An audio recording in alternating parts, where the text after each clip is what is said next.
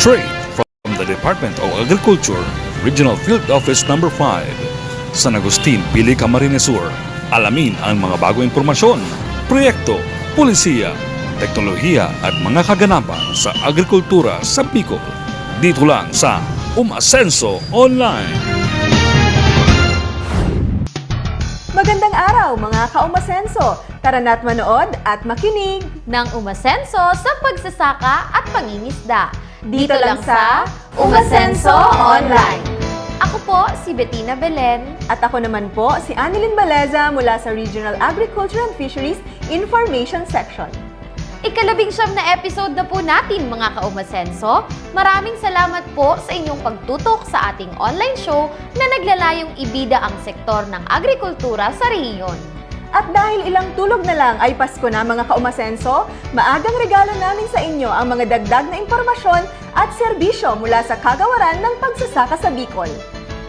Mga ideya at kaalamang tiyak na makakatulong upang makamit natin ang masaganang ani at mataas na kita para sa mga magsasaka at mangingisdang Bicolano. Kaya gamit ang hashtag na Umasenso Online at hashtag Agribalita sa Bicol, i-like, i-heart at i-share po ninyo ang aming episode ngayong umaga. Good morning po sa aming mga live viewers worldwide. Live po tayo ngayon sa aming official Facebook page at YouTube channel, Department of Agriculture Bicol at official Facebook account, Agriculture Bicol. Binabati din po namin ang aming mga tagapakinig sa 87.5 FM DZCC at FMR University FM 94.3. Magandang umaga din po sa ating mga viewers sa Bicol Broadcasting System Facebook page 91.9 BBS FM at sa aming mga tagapakinig sa 91.9 DWLV FM. At magandang balita po sa aming mga taga-subaybay sa probinsya ng Masbate.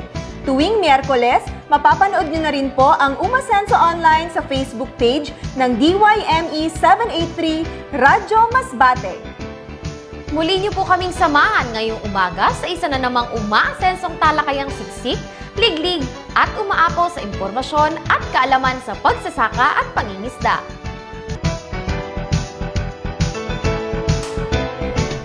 Congratulations to the Regional Agriculture and Fisheries Information Section or RAFIS for coming up with this online magazine show featuring DA Bicol's programs, policies, technologies, and updates on agriculture. Iniimbitahan ko po kayo na manood ng Umasenso online tuwing Lunes alas 10 ng umaga. Please also like and follow our social media page, Department of Agriculture Bicol. Lalakas at sisigla, putis mo ay gaganda. Makakatipid ka pa. Kumain ng gulay, katawan ay gaganda. Kumain ng gulay, katawan ay gaganda. Kumain ng gulay at ikaw ay sisigla. Magtanim ng gulay ng laging sagana. Magtanim ng gulay dahil buhay mo'y mahalaga. Nagbabalik ang Umasenso Online. Ngayong umaga, mga ka-Umasenso, tampok natin ang isa sa mga model projects ng kagawaran ng pagsasaka, ang Philippine Rural Development Project o PRDP. Ang proyektong ito ay sumusuporta sa direktiba ng ating Presidente at Agriculture Secretary Ferdinand Bongbong Marcos Jr.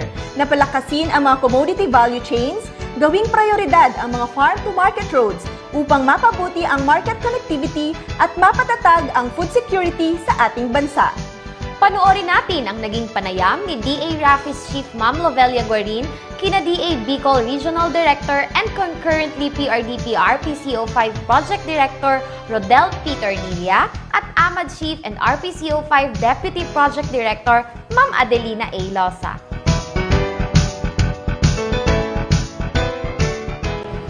Magandang umaga pong muli mga ka-Umasenso.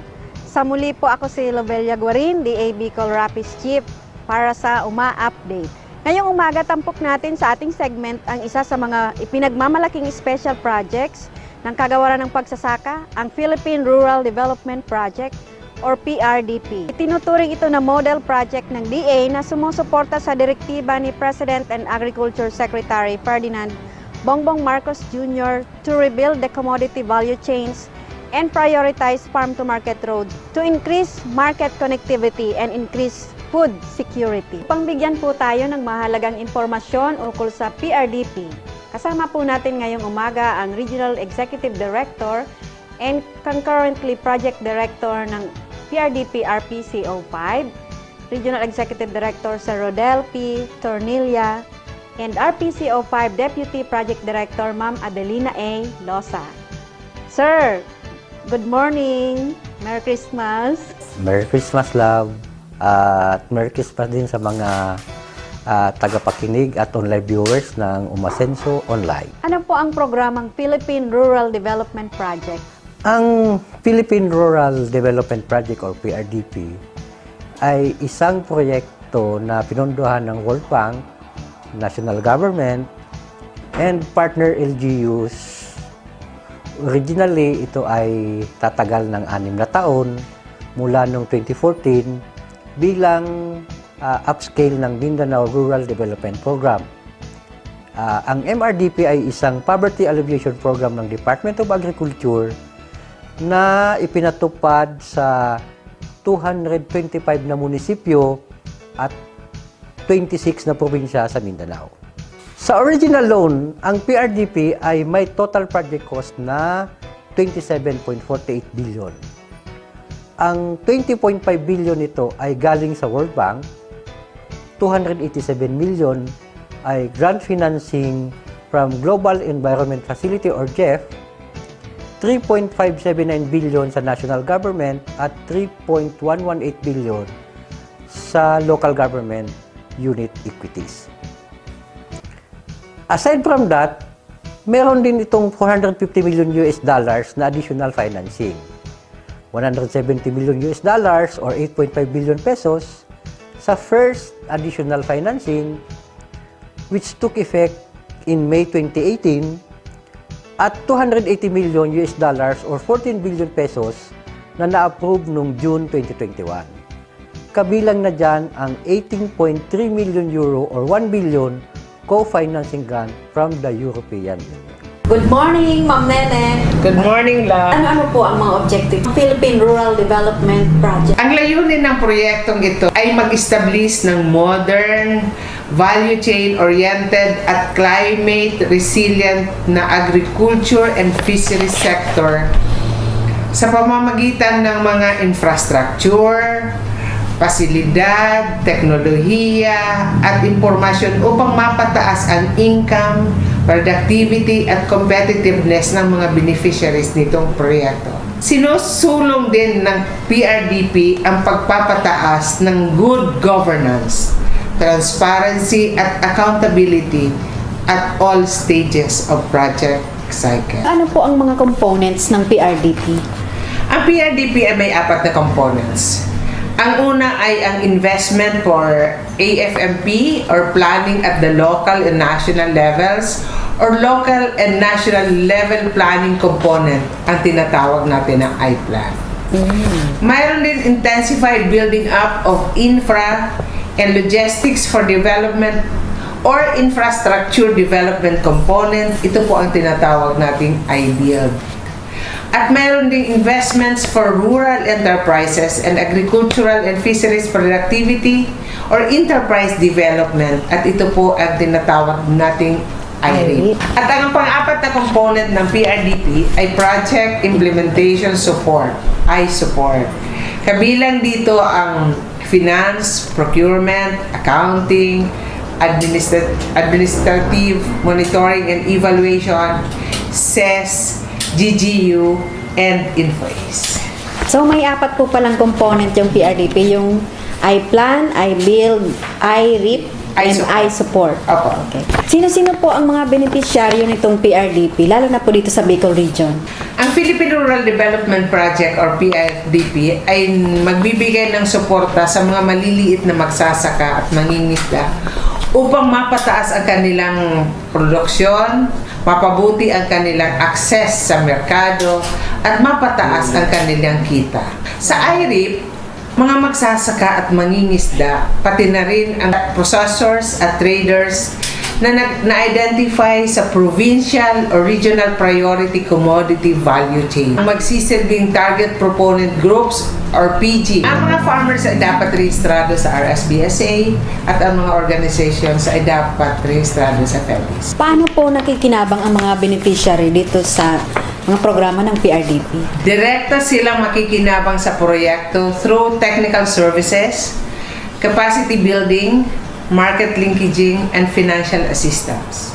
Sa iBuild component naman po, mga producers, traders, at mga komunidad sa rural areas ang beneficiaryo ng mga proyekto na pinunduhan ng PRDP tulad ng construction of farm-to-market roads with bridges, communal irrigation system, potable water system, at iba pang infrastruktura na nagsusuporta sa pagpapabuti at pagkonekta sa priority commodity sa value chains sa mga project areas. Lahat po ng proyektong pinupunduhan ng PRDP ay nakaayon sa Provincial Commodity Investment Plan or PCIP.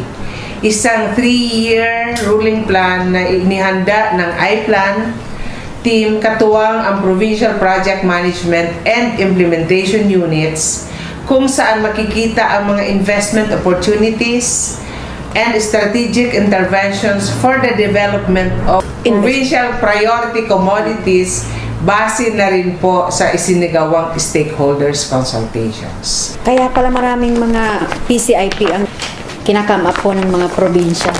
Lahat po ng probinsya, ang 6 na probinsya ay meron ng PCIPs including ang Naga City kasi ang Naga City ay chartered city.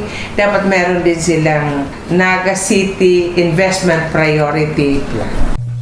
Ilan sa mga priority commodities sa Bicol ay ang Coco G unit sa Albay at Camarines Norte, pineapple sa Camarines Norte, cassava, coco sap sugar, at taro sa Camarines Sur, abaca sa Catanduanes, Albay, Camarines Sur at Sorsogon, mangrove crablets sa Catanduanes, coco charcoal at live goat sa Masbate, pili sa Sorsogon, Albay at Syudad ng Naga, at seaweed sa Sorsogon at Camarines Norte.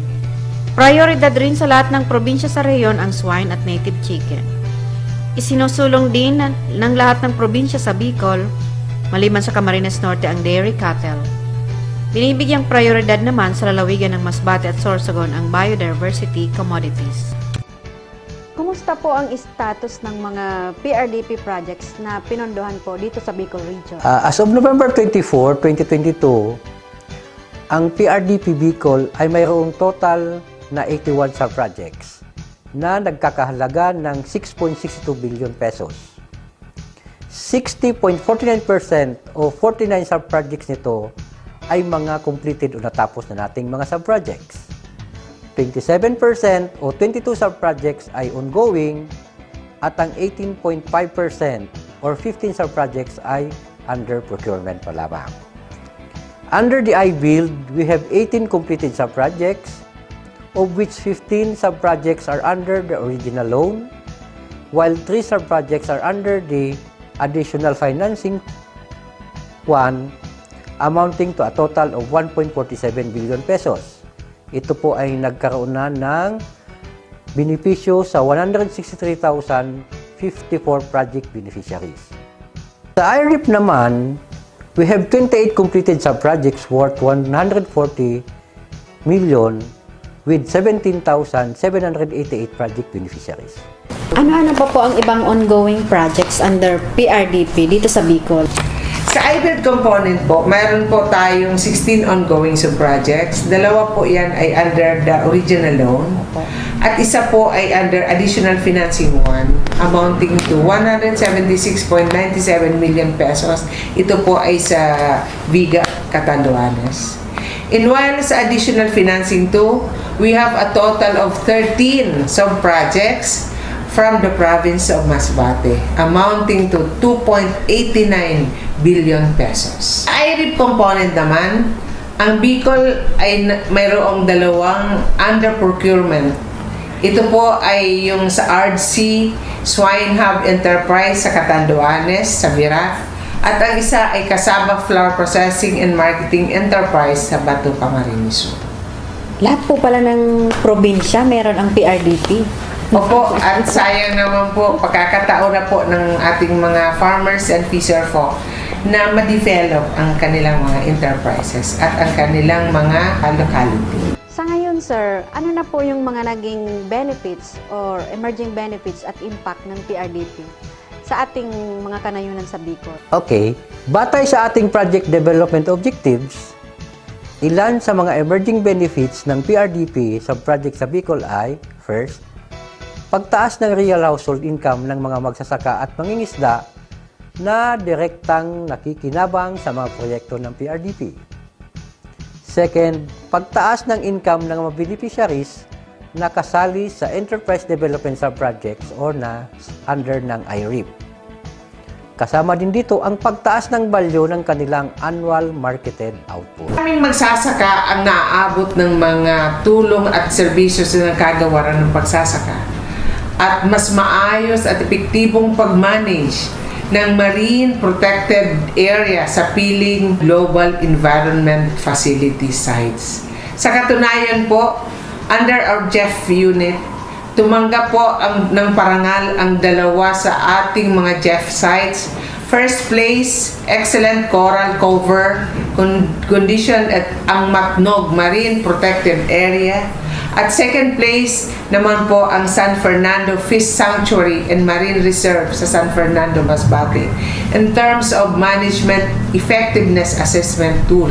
Ang nagbigay po ng award ay ang NPCO under dyan. Iban po dyan, unti-unti na din pong nagiging institutionalized ang PCIP through our interagency convergence. In fact, as of October 28, 2022, nangunguna po ang Bicol Region in terms of PCIP resource leveraging ranking sa buong Pilipinas. Number 1 po ang Bicol with 11.3 billion non-PRDP investment by value chain enabler. Ang ibig Tumutulong din sabihin ng po, ibang- yung mga agencies and private sector na nag-finance ng mga projects na ina-identify sa PCIP na hindi funded under PRDP. Nakikita na nila yung importansya ng PCIP. Opo, nagagamit na po ang PCIP sa pag-identify ng mga fundable proposal. Balitaan ko, sir, na magkakaroon ng phase 2 itong ating PRDP. Ano po ang mga ginagawa nating preparation ngayon at ano po ang plano sa mga susunod na taon? We are currently conducting the identification mission on the proposed PRDP Phase 2. Actually, it is worth $600 million to formally launch the project preparation. Sinimulan po ito noong November 15 and ongoing po hanggang ngayon.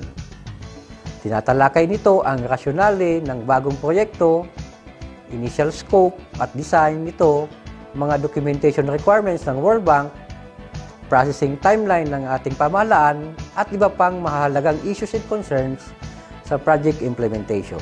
Ano po i-implement ang phase 2 kung sakali ng PRDP? Ang PRDP Phase 2 ay i-implement to 2024 to 2028. PRDP, particularly as here in Bicol, is also at an important phase for refining and consolidating our knowledge management strategy. We are in the process of converging our efforts in terms of building evidences and generating lessons learned for us to develop new strategies, scale up, replicate, adapt, mainstream, and institutionalize the project's best practices, innovations, and tools to sustain our goal of establishing a modern, value chain-oriented, and climate-resilient agriculture and fisheries sector in the Philippines. Recently, I conducted a meeting with the DA Banner program coordinators and report officers to discuss our mainstreaming concepts, approaches, and strategies at the regional level. Sir, ang layo na pala ng narating ng PRDP. Actually, kulang yung ating isang oras ng Umasenso Online. Kung iisa-isahin natin yung lahat ng achievements ng PRDP. Bilang project director po, pahingi na lang po ng mensahe ninyo sa ating mga manonood po sa Umasenso Online. Sa ngalan po ng aming PRDP National Project Director, si Assistant Secretary Engineer Arnel de Mesa, at sa lahat ng bumubuo ng PRDP RPCO5, maraming salamat sa Umasenso Online. sa pagbibigay sa amin ng pagkakataon na maipakilala ang PRDP at mailahad ang mga advokasya at best practices ng proyektong ito. Layo na rin po ang narating ng PRDP dito sa Bicol at bilang inyong project director sa region, masasabi ko na that I am very proud of what this team is doing. Sa lahat ng mga proyekto sa Department of Agriculture, PRDP po ang isa sa may pinakamalaking impact sa buhay ng ating mga kliyente. Sa PRDP RPCO 5 team at sa aming mga partner local government units, proponent groups, and contractors, I hope you will continue your passion in implementing our projects. We consider it a great privilege to touch lives and serve as agents of change to the agriculture sector and even to the indirect beneficiaries of our projects in the communities. Thank you po sa aming mga partner LGUs and partner agencies, to the RPAB, private sector, and communities for your tireless support. Nakaasa po kayo na kami dito sa PRDP RPCO 5 ay mananatiling tapat sa aming mga sinumpaang tungkulin at misyon to do our part well in establishing a modern, value chain-oriented, and climate-resilient agriculture and fisheries sector. Ika nga sa aming tagline, enabling communities, expanding opportunities. Salamat at mabuhay po tayong lahat. Maraming salamat po, Sir Rodel, sa pagbabahagi po ninyo ng inyong oras at mga mahalagang impormasyon tungkol sa PRDP. Ma'am Ne, ano po yung message niyo na lang sa ating mga nanonood sa Umasenso Online? On behalf ng DA-PRDP RPCO 5, maraming salamat po sa Umasenso Online for giving us the opportunity to share significant information about PRDP, its accomplishments and advocacies. We hope that PRDP Bicol's achievements would inspire more local government units, proponent groups, private sector, and rural communities to use science-based tools and innovations in planning, implementing, and monitoring development projects in the countryside. Also, we hope that PRDP would serve as a model to both government and private-led projects on how to strengthen good governance, transparency, and accountability at all stages of the project cycle for the benefit of the agri-fisheries sector, which we consider as the backbone of our economy. Sa PRDP, magkatuwang tayo sa pagsulong. Sa PRDP, magkatuwang tayo sa pagsulong. Swak na swak po talaga ang tagline ng PRDP na enabling communities and expanding opportunities. Salamat pong muli at hangad namin ang patuloy na tagumpay ng special project na ito sa ating rehiyon. Para sa Umasenso Online, ako pong muli si Lobelia Guarin, ang inyong Regional Information Officer sa DA Bicol. Thank you very much. Anong baon mo? Meron akong cookies, juice, at chips. Ikaw? Meron akong apple, biscuit, water at puting mais. Puting mais? Bakit meron ka ba?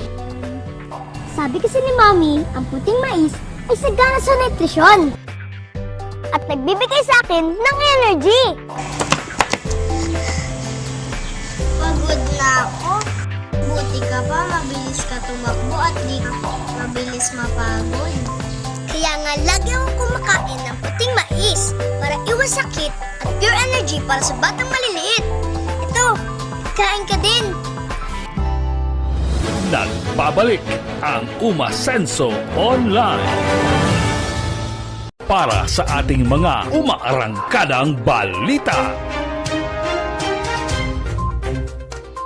Narito ang mga balitang nakalap sa iba't ibang bahagi ng rehiyon. Sa Camarines Sur, kapasidad ng iFarm-Cs mas pinalakas ng BIFAR Bicol. May ulat si Emil Pasumbal.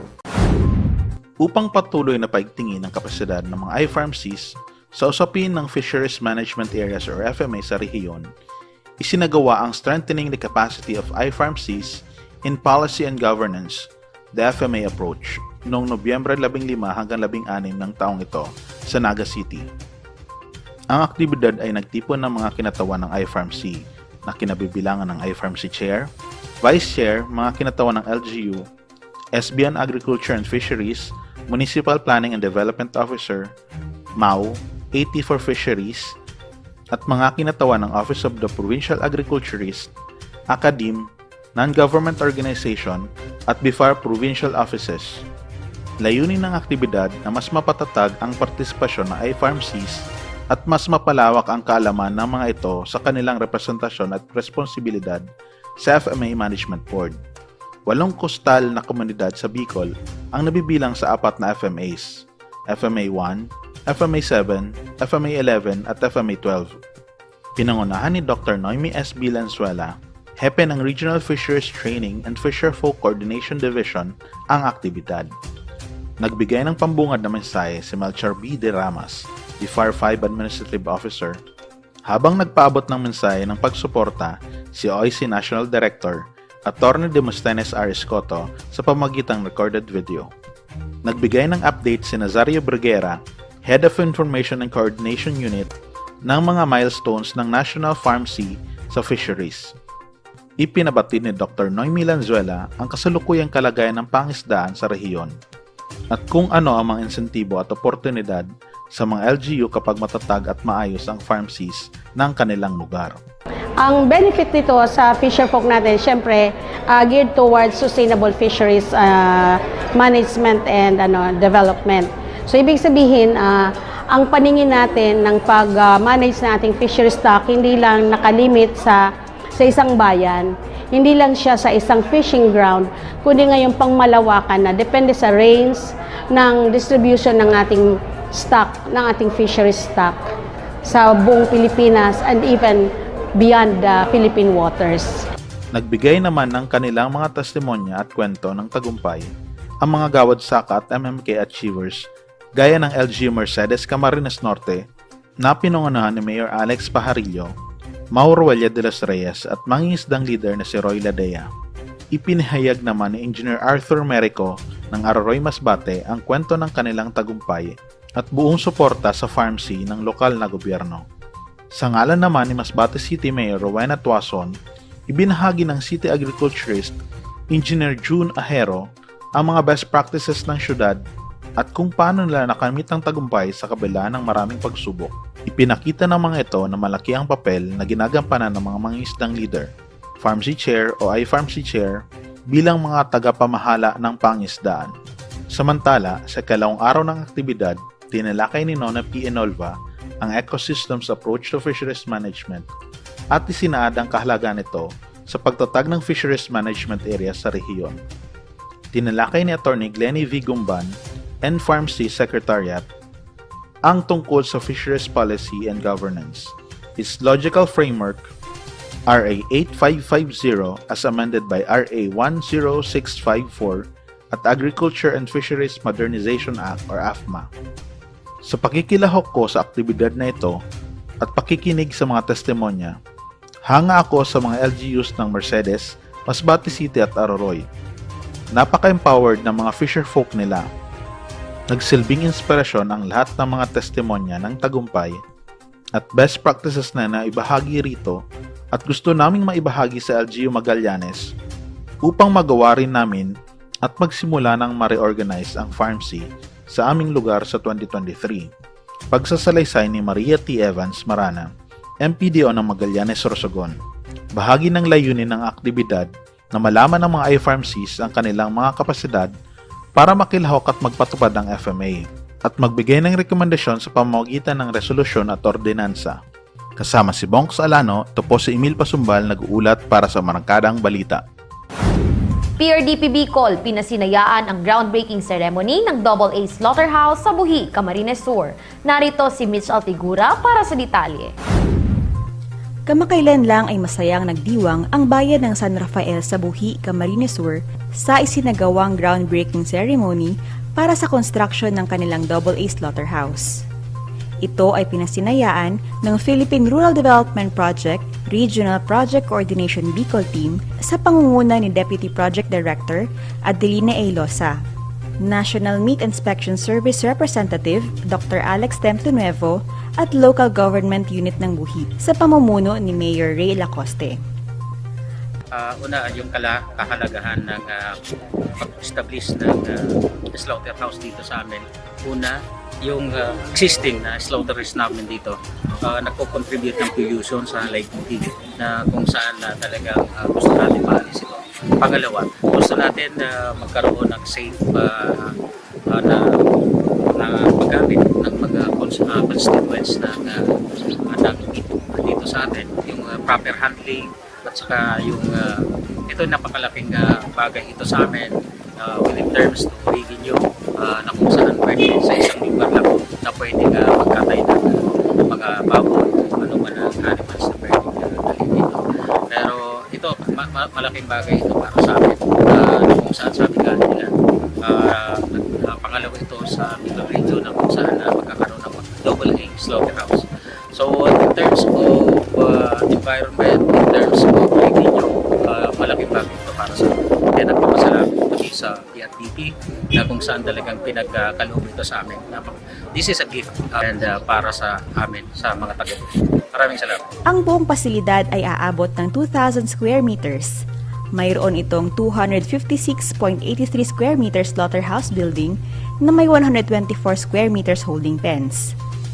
Bukod sa konstruksyon ng main slaughterhouse building at holding pens, kasama rin sa proyektong ito ang construction ng guardhouse, mess hall, mechanized wastewater treatment facilities, blower house, condemnation pit, water tank and pump house, temporary facilities, construction safety and health, project billboard at provision of various equipment.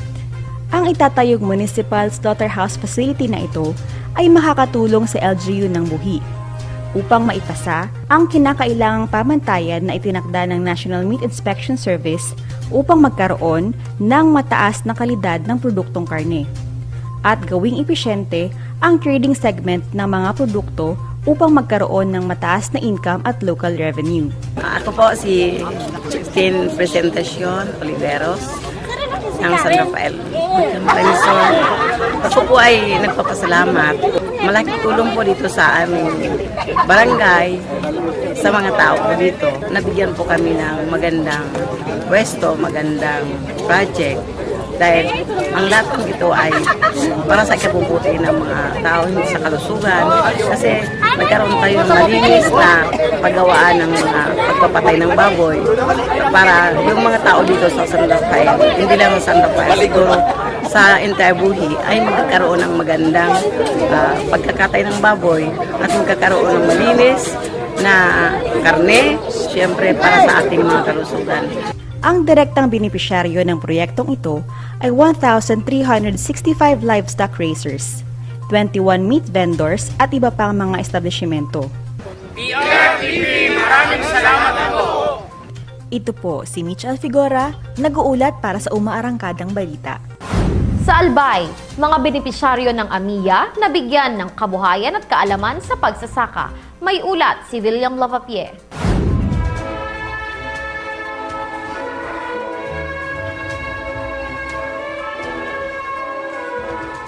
Pagiging entrapment student ko, ma-apply ko pa sa Kuya na ako dan sa pag-manage ko kay poultry. Isa si Angelica sa 22 nagtapos sa Adaptation and Mitigation Initiative in Agriculture, Climate Resiliency Farmers Field School na ginanap noong 18 ng Nobyembre ngayong taon sa Amia Village sa Huruan, Tiwi, Probinsya ng Albay. Si Angelica, isang college student sa Bicol University, Tabaco Campus, na kumukuha ng kursong BS Entrepreneurship ay kabilang sa pangalawang batch na nakapagtapos sa Amia Farmers Field School na nagsimula ng implementasyon noong Mayo 2021.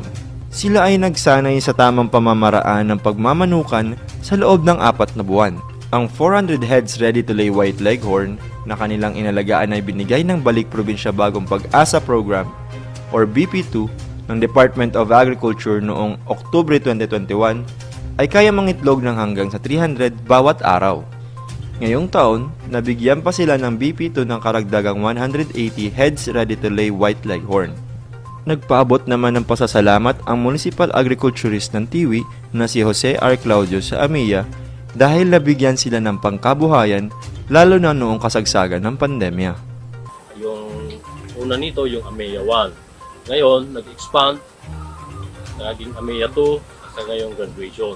Kaya, grabe ang pasasalamat, lalo na po ang Municipal Agriculture Office sa expansion na tulong ng AMEA para ma-sustain itong mga programang ito, lalong-lalo na sa livelihood.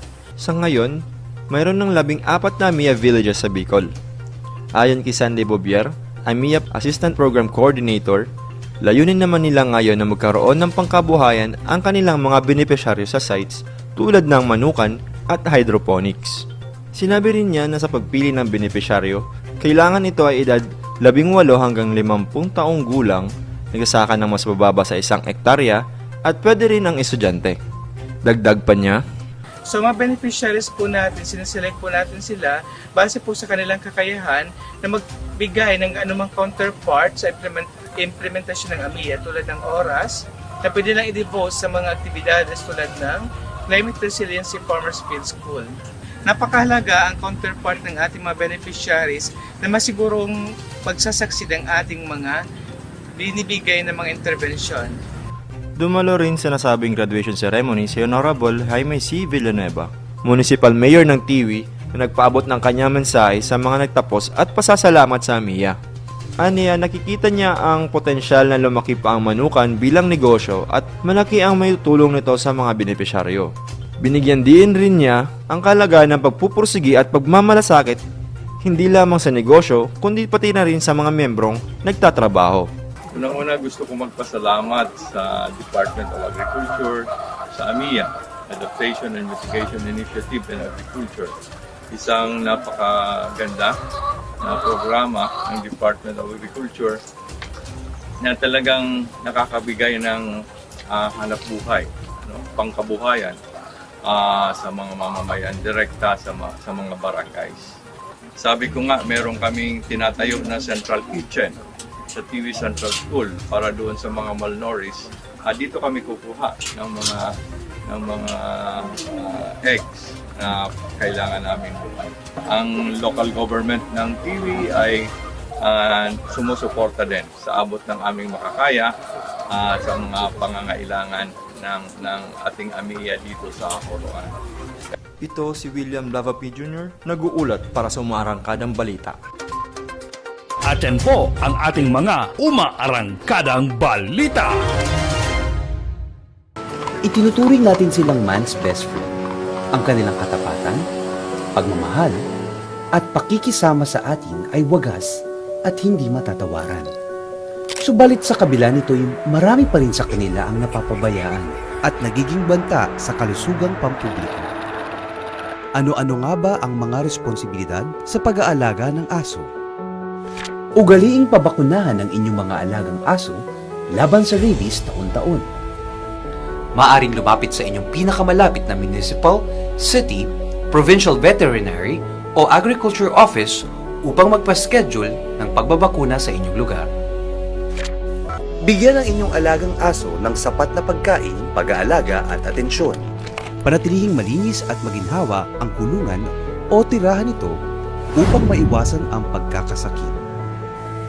Kapag nais itong ipasyal sa labas, panatilihing nakatali ito at huwag hayaang magpakalat-kalat sa kalsada upang maiwasan ang pang-aatake nito sa ibang tao o hayop. Bilang respeto sa kapwa, huwag itong hahayaang manira ng pampubliko o pribadong ari-arian. Kapag dumumi ang inyong alagang aso o pusa sa labas ng inyong bahay o lote, kaagad itong linisin. Ipagpaalam sa otoridad ang anumang kaso ng rabies sa inyong pamayanan. Mga maling paniniwala tungkol sa rabies. Una, mali ang paniniwala na ang lahat ng aso at pusa ay may rabies. Ang totoo ay ipinanganak ang aso at pusa na walang sakit na rabies. Nagkakaroon lamang ng rabies ang aso at pusa kapag ito'y nakagat o nalawayan ng isang hayop na mayroong rabies. Pangalawa, mali ang paniniwala na ang rabies sa tuta at kuting ay mas nakakamatay kaysa matatandang aso at pusa. Ang totoo ay nakakamatay ang rabies kahit anong edad at klase o breed ng aso at pusa. Pangatlo, mali ang paniniwala na ang tandok, tambal, buhay na bato, o ang paglalagay ng bawang sa sugat ay pangunahing panglunas sa kagat ng aso. Ang totoo ay hindi nakakatulong ang lahat ng mga ito sa kagat ng aso at pusa. Ang rabies ay maiiwasan sa pamamagitan lamang ng maiging paghugas ng kinagat na parte ng tao at pagpunta sa pinakamalapit na Animal Bite Treatment Center o ABTC sa inyong lugar. Naging matapat sila sa atin, kaya naman nararapat lang na ibigay natin sa kanila ang wastong pag-aalaga. Maaari nating masumpo ang banta ng rabies kung isasaalang-alang natin ang mga responsibilidad sa pag-aalaga ng aso. Maging responsabling amo. Nagbabalik ang Umasenso Online. Maraming salamat po sa mga nakiisa sa ating pagdiriwang ng National Rice Awareness Month ngayong buwan ng Nobyembre. Hiling namin na patuloy nating isulong ang Be Responsible campaign sa kanikanya nating paraan. Ito ay upang mapabuti ang ating kalusugan at makatulong na mapataas ang kita ng mga magsasaka at maabot ang sapat na bigas sa Pilipinas. Sa huling Lunes ng National Rice Awareness Month, sabay-sabay po nating bigkasin ang Be Responsible Pledge. Ilagay ang kanang kamao sa kaliwang dibdib at sabay-sabay nating bigkasin ang Be Responsible Pledge. Bilang isang mamayang Pilipino, abakada ng Be Responsible ay isa sa puso at susundin ko. Adlay, mais, saba at iba pa ay ihahalo ko sa kanin. Ba, brown rice ay aking kakainin. Ka, kain na hindi ko sasayang. Dapat bigas ng Pilipinas ang aking bilhin. Aking isa sa puso ang panatang ito nang mapabuti ang ating kalusugan. Magsasaka natin ay masuportahan at makatulong na maging sapat ang bigas ng Pilipinas.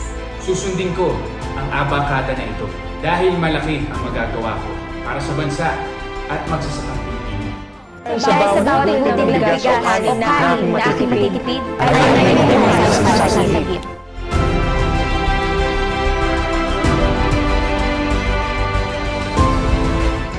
At narito na po ang top 3 winning entries sa DAB Call Be Responsible Dance Challenge. Taglay, mais, saba at iba pa, sa kanin ay halo na. Brown rice ay kainin, ito'y mainam sa kalusugan natin. Kanin ay huwag sayangin, mahalaga ang bawat buti. Dapat bigas, Pinas ang ating bilhin.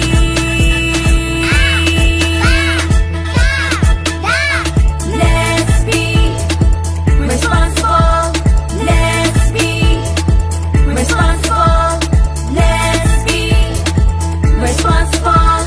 Let's be responsible. Abakada, is puso at tuwin. Let's be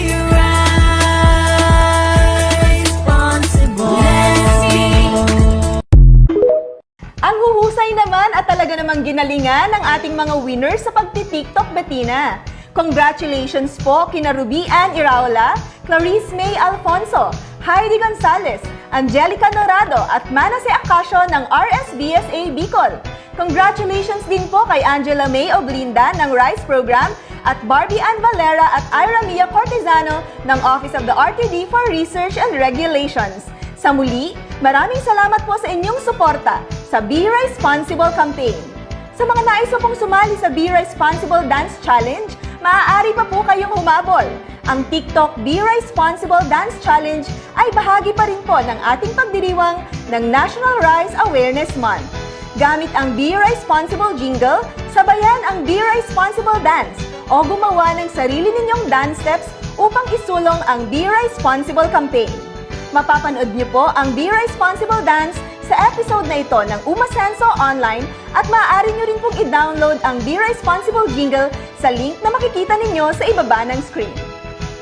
I-share ang inyong TikTok Be Responsible Dance Challenge entry sa Facebook hanggang November 29, 2022. Ipadala lamang ang inyong post sa Be Responsible o DA PhilRice Facebook page.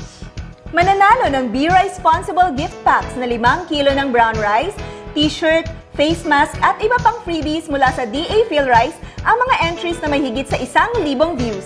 Ito ay iaanunsyo sa Facebook Live ng DA PhilRice sa darating na ika-29 ng Nobyembre ngayong taon sa ganap na 3:00 ng hapon.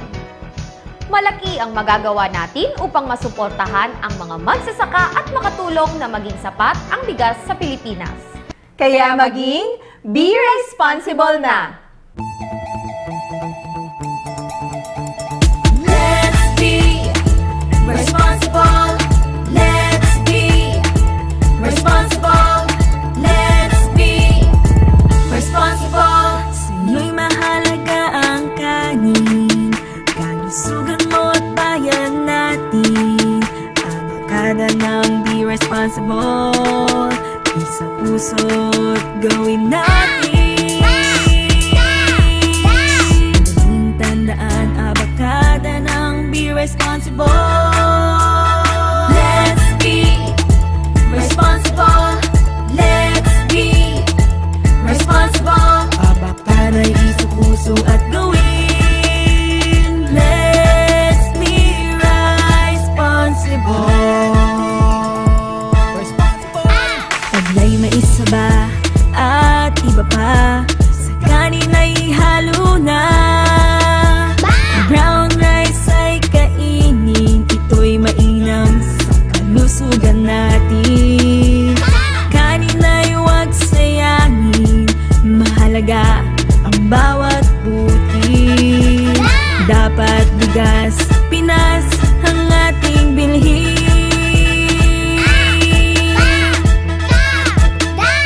Madaling tandaan, abakada ng Be Responsible. Let's be responsible. Let's be responsible. Abakada'y isa puso at gawin. Let's be responsible. Let's be responsible. Let's be responsible. Let's be responsible. Let's be responsible. Abakada'y isa puso at gawin. Let's be responsible. Let's be responsible. Let's be responsible. Let's be responsible. Let's be responsible.